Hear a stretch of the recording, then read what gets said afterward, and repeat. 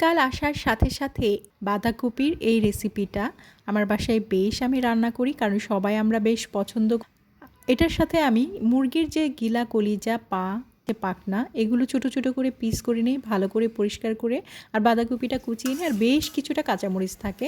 এরপর আমি তেলে পেঁয়াজটা হয়ে আসলেই এটার মধ্যে আমি গুঁড়ামরিচ 1.5 চামচের মতন, হলুদ গুঁড়া, জিরার গুঁড়া 1/2 চামচের মতন, লবণ পরিমাণ মতন, একটু গরম মশলার গুঁড়া আর এই রাঁধুনি যেটা বলে সেটা আমি সুন্দরভাবে দিয়ে মশলাটা ভালোভাবে কষানো হলে মাংসটা দিয়ে দিই। সেটা সুন্দরভাবে কষানো হওয়ার সাথে সাথে এটাকে আমি আলাদা করে উঠিয়ে নিই, যেহেতু বাঁধাকপি থেকে বেশ খানিকটা পানি উঠে, আর ওইটার সাথে রান্না করলে পরে মাংসের টেস্ট থাকে না।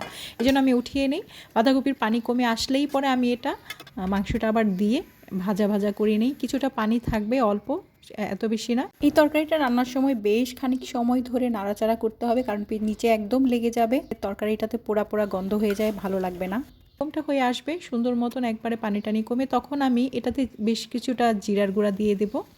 তারপরে এখানে আমি দিয়ে দেব গরম মশলার গুঁড়া, দিয়ে সুন্দরভাবে এটাকে মিশিয়ে, একটু ধনিয়ার পাতা দিয়ে এটা সুন্দরভাবে নেড়ে মিশিয়ে নামিয়ে নেব। ব্যাস, এরপরে সার্ভ করা গরম গরম ভাতের সাথে বেশ টেস্ট হয়। আপনারা অবশ্যই ট্রাই করে দেখবেন। বেশিরভাগ টাইমেই তো আসলে মুরগির যে গিলা কলিজাগুলো থাকে ওগুলা এভাবে রান্না করলেই কিন্তু আমাদের কাজেও লাগে, মোটামুটি একটা আইটেমও তৈরি হয়ে যায়, ভালোও লাগে খেতে।